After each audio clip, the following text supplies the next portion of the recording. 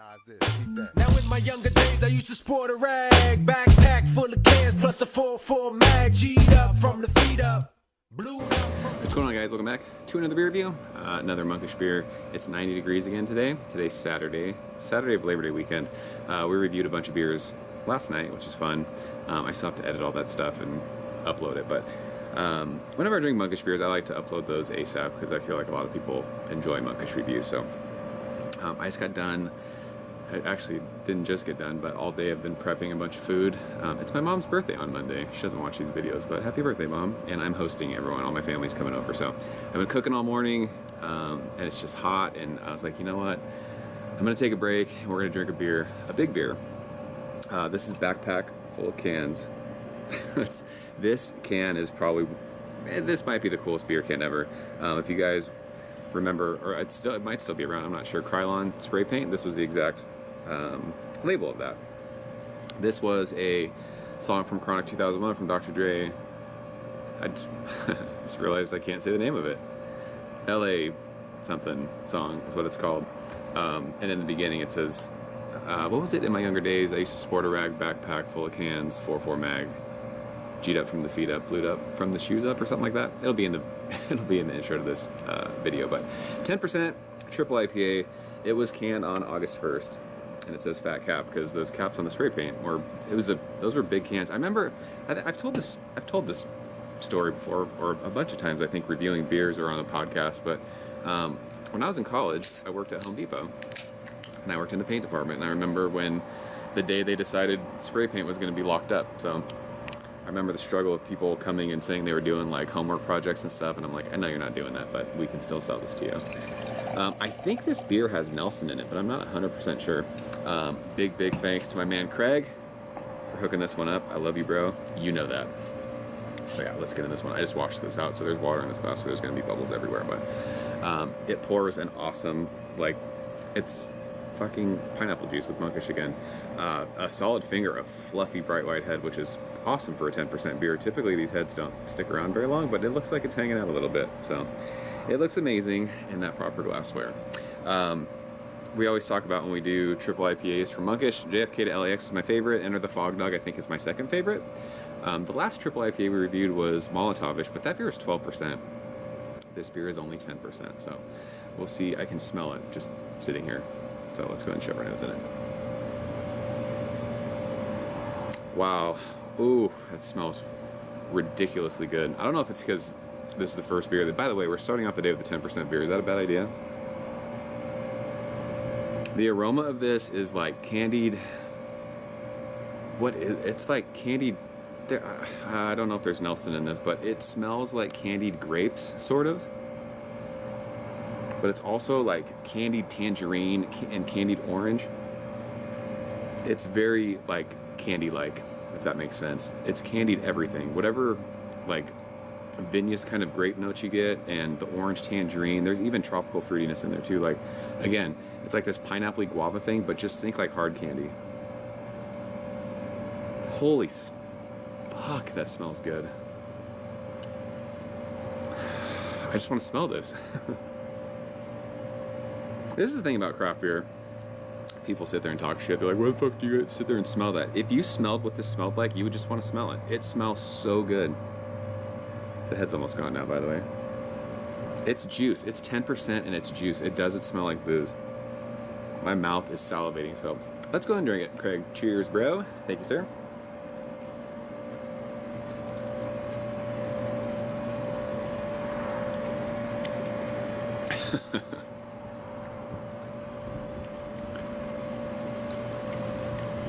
Holy shit. Wow, that's a 10% beer. There's no fucking way that's 10%.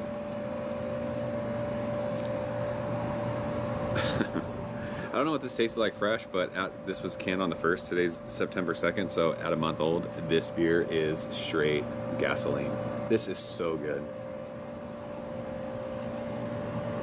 That mouthfeel too. Wow. It's like, it's a bowl of fruit.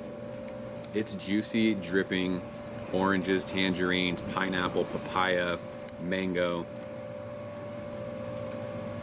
there's this awesome, just tiny bit of like pithy citrus, like right at the back of your tongue, but then it just finishes super dry. It's like that earthy, dry, vinous thing. There is no booze at all in this. Holy, how is that possible? How is that 10%?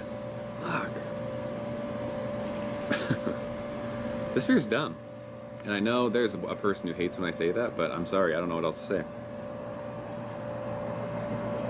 Medium mouthfeel. It's just candied tropical fruits and citrus for days. Just a little bit of that green.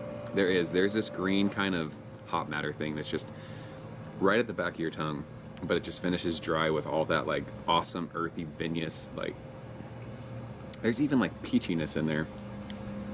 This is 10% juice.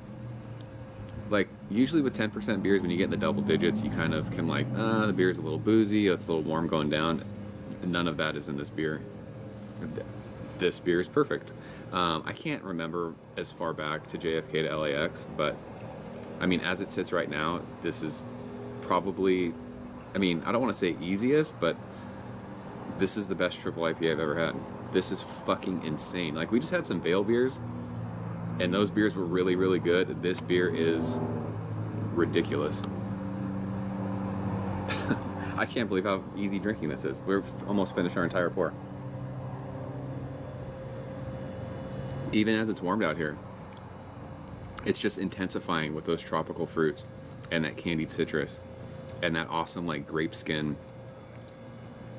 It's so like dry on the finish, and it's just like that green earthy hop matter with a fuck ton of juice. This is, yeah, this is Hunnits.